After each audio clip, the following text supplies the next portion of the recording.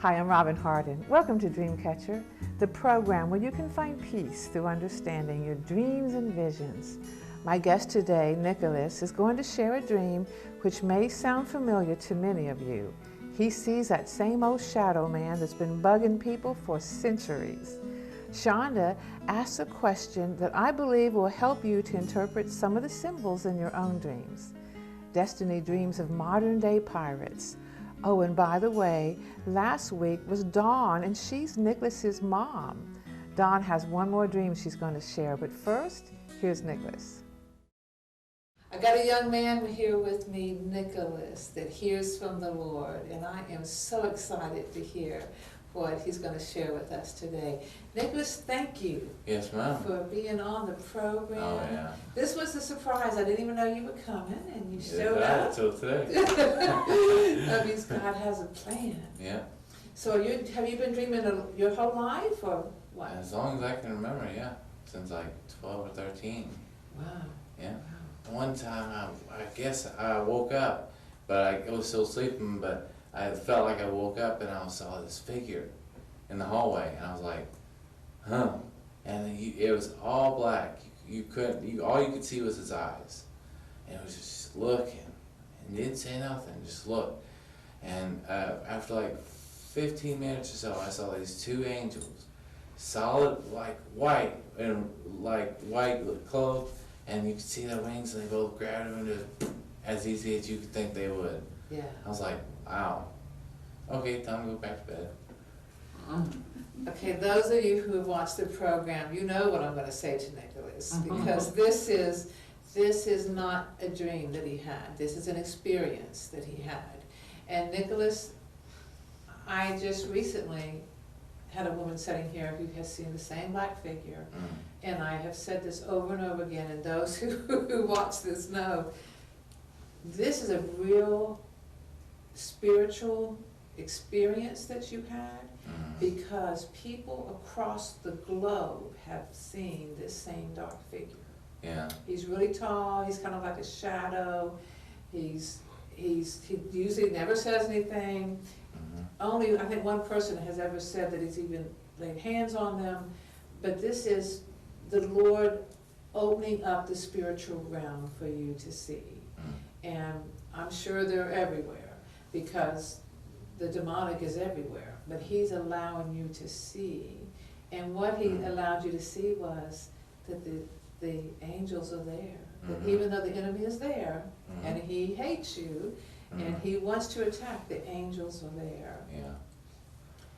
And think about if that was 3 of them, we had twice as many as there was 2 against 1. Well, it was a third of the angels that fell to earth, which are demons. So we have twice as many on our side as we do against us, and that's also what he was showing you. So what a one to start with. And Nicole has had dreams like figure as well, and I was like, after I told that one, it was like, everybody was like, oh. So your sister Nicole, did she have it in the same house? I think so, or in our old house too. She would see it in like the doorway as well. Well, fortunately, it's a generational blessing. It may not feel like a blessing because it can be spooky, but it's a blessing that your family has that's come down either from your mother or your father. And we interviewed your mom earlier in a program where we know that she hears from the Lord pretty often. So I would venture to say this gift has come through your mother's bloodline, and to be able to see in the spirit world is awesome, because you can spot the enemy and you can fight him, and the Lord is showing you that he's got you regardless of what happens. But I mean, you can Google like dark shadow man, and there are accounts from history, from recorded time, and it's the same figure. So we know that it's not just a dream, it's something that you're experiencing.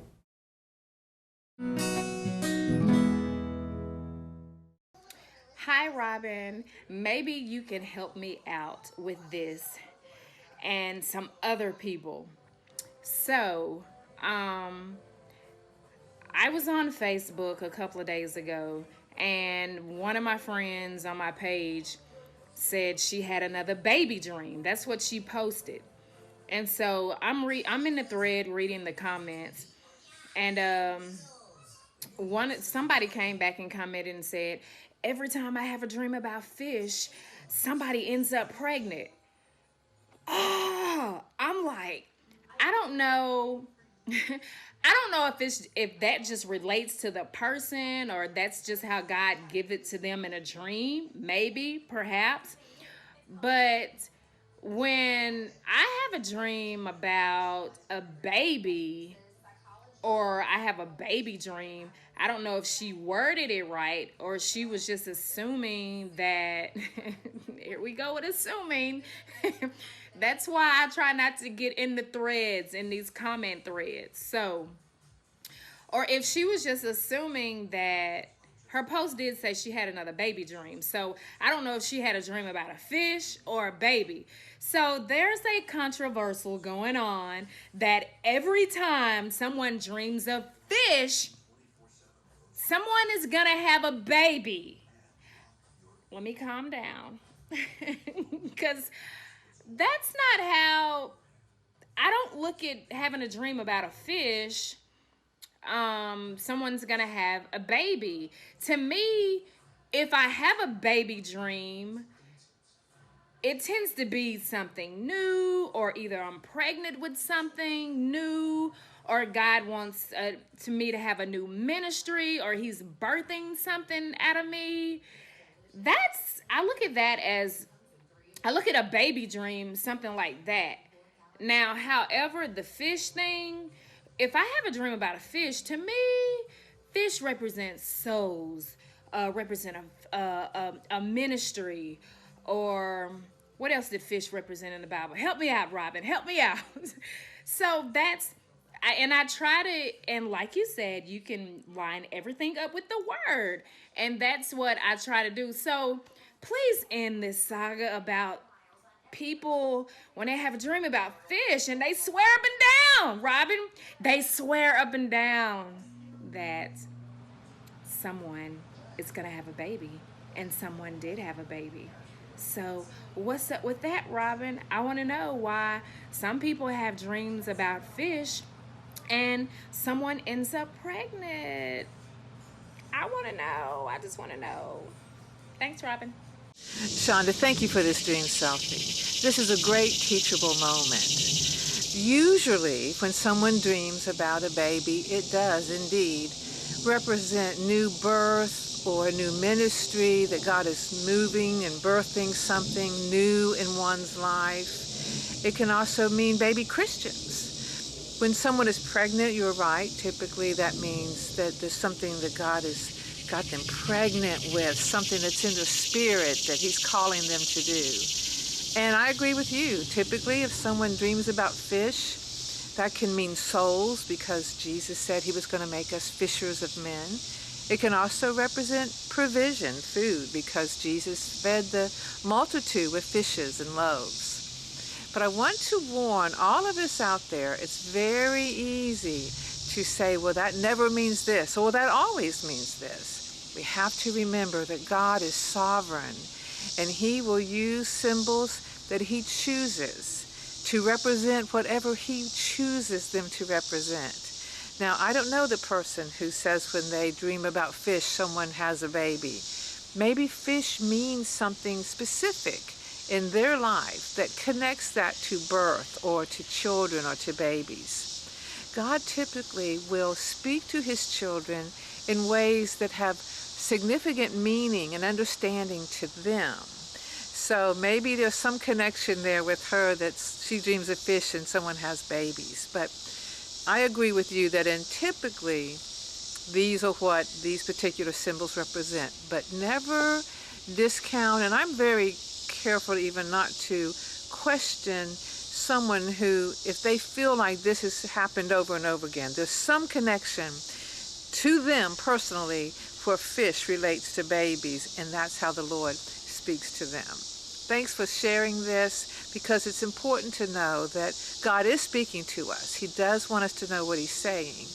but he does speak differently to all of us as well. Joseph Storehouse provides nourishment of body and soul to families in need. Me and Jim Beam, we were best friends. And I told God, I said, I don't care no more. I said, I just want to kill myself, and I just want to be over. I just want this to be over.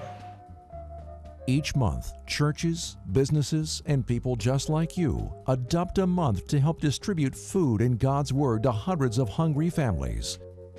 This has been a lifesaver to us when we came here from Maryland. We had nothing. We had no food.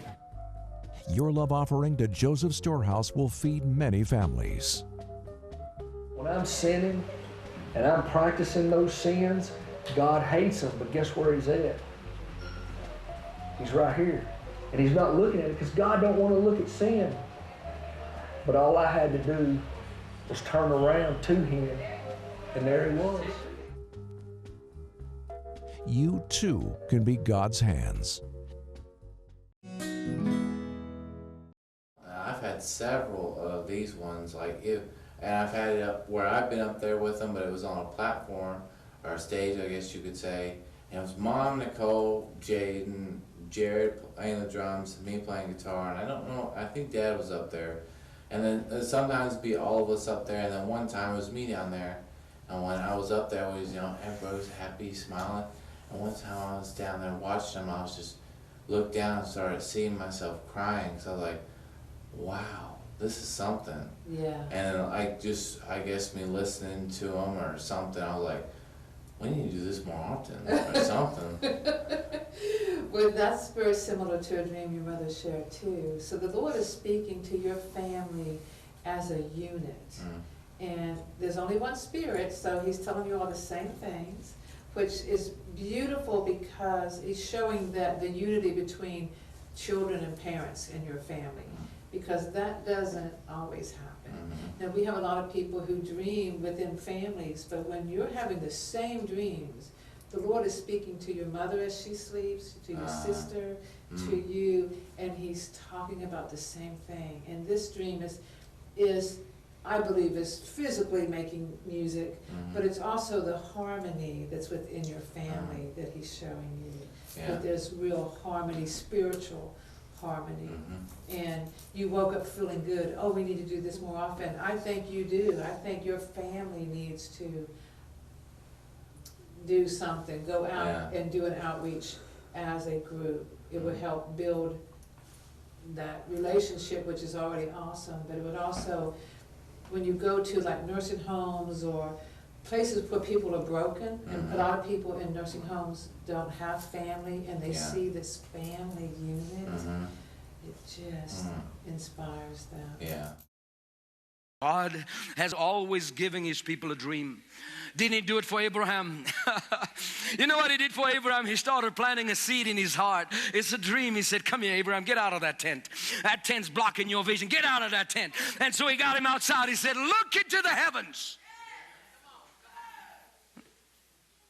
Look up there. What do you see? Count the stars if you can.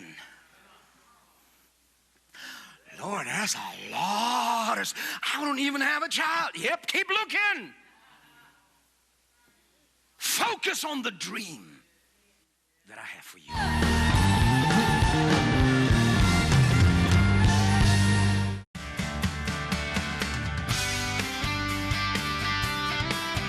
Join Pastor Johan at Love's Way Church Sunday morning at 10 a.m.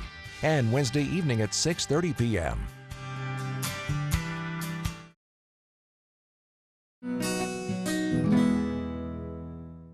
Hi, Miss Robin. It's Destiny, and I had a dream where I fell off of a jet ski in the water, and there was this large wall, and it was erected out of the water. And my friend who I was on the jet ski with, he was like, swim, swim. There were modern-day pirates, and he wanted me to get away from the pirates. And so, long story short, he couldn't get me back on the boat or the jet ski, and I was trying to swim, but the pirates came, and he had to go. So I was just like, oh my gosh, and they told me, text him and tell him you don't want him to come back, and that you're going to keep the spoils from the island, and you don't want him to come back. And so I was like, okay, and they actually gave me my cell phone. I'm like, this is so much freedom. And I was like, I will text him that. So anyway, I texted him and I was like, tell him I needed help. And I did text him that message just so they would think that I texted him that, you know. And I was like, don't respond back anything about me, you know, talking to you with clear communication. And I took some photos of where I was. It was like really, it was like another nation, but it was like murky and dark. There was an Arby's, and I was thinking, I'm going to send these to my mom, my dad, so that maybe they'll turn them into the FBI where they can come find me. But the guy that I was on the jet ski with, he had a motorcycle, and all I knew is that he had a full tank of gas in his motorcycle, and he was planning on coming back to get me to help. And the only message that came through was on way from him. So I feel like it was maybe just an encouraging message that he's a friend that would be there for me. But I would like more clarity and understanding through your interpretation. Thanks so much, Ms. Robin.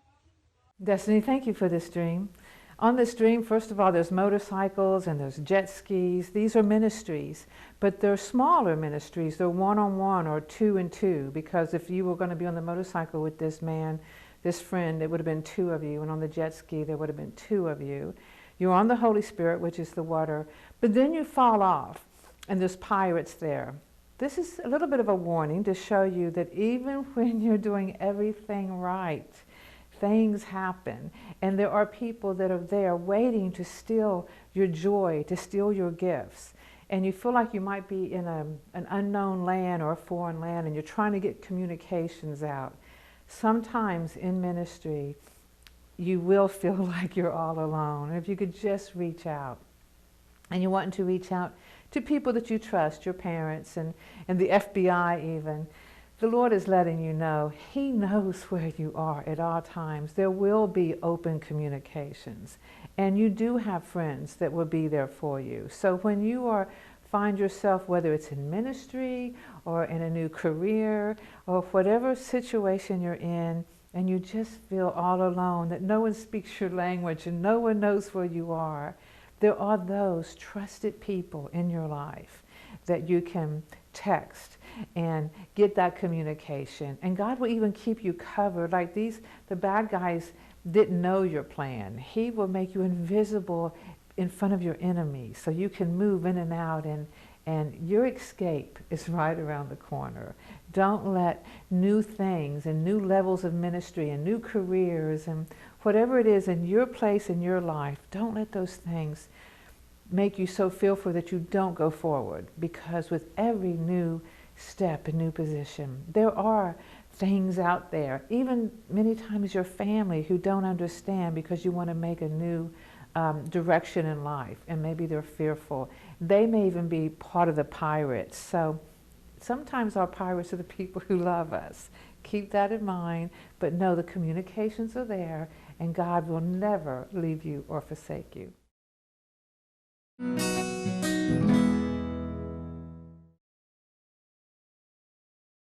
I have a dream that I have remembered probably for 23 years. Wow. Whenever I first became a Christian. Out in the woods, there's leaves on the ground, trees, it's wooded area. It's very disturbing.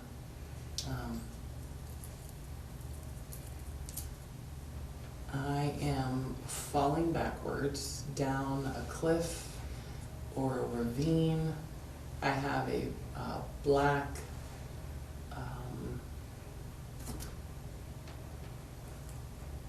cape with a hood on, and I am clawing up the hill, grabbing rocks and dirt, and just clawing up the hill. Well, anything that God does, Satan counterfeits, including our dreams. And I can promise you that dream is not from the Lord. Mm-hmm. That is a dream from the enemy trying to tell you this was his plan for you. His plan for you was to be cloaked in darkness, to be cloaked in black, which is sin, to fall into the pit. I mean, everything about it is a negative. Now, God can give you a dream that warns you of something, but there's either a promise to it or there's hope in it, or it's encouraging. There's something that moves you to action. But just a dream like this, God is not a God of fear. He said, I did not give you that spirit. Fear is a spirit.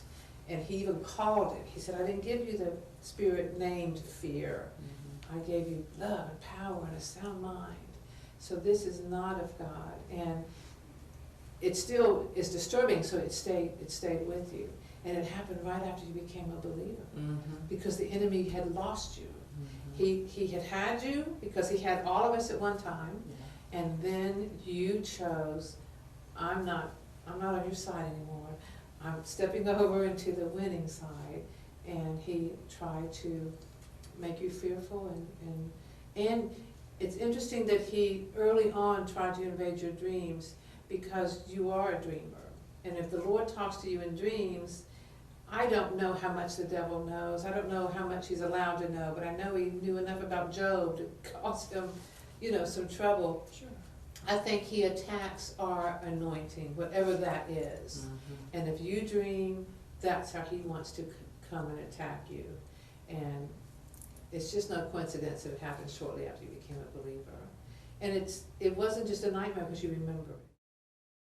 My name is Tiffany, and I just wanted to say a little something about the Dreamcatcher Catch Your Dream Journal. Now, before this book, I did used to dream, but it was probably maybe like one dream a week, like one good dream a week that had like substance in it. Well, after I got this book, I was dreaming every single night. This book filled up with my dreams within 3 months, and I was in need of another book.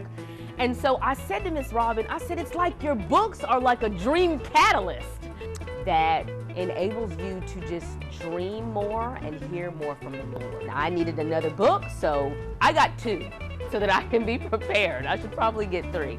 But it's a great book, and you should make sure that you get one.